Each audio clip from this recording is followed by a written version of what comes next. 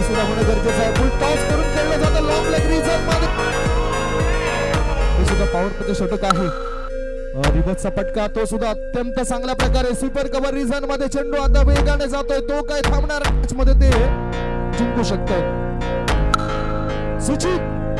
सूचित केलंय गली क्षेत्रामध्ये चेंडू वेगाने जातोय. क्षेत्ररक्षक थांबवण्याआधी बक्षुबाबा 11 टीमला पुन्हा रिवर्सचा फटका. बॅकवर्ड पॉइंट गली क्षेत्रामध्ये चेंडू जातोय सीमारेषेच्या मॅच कडे 16 मध्ये पाहिजे 3 ऑफ सफल झालाय. Long leg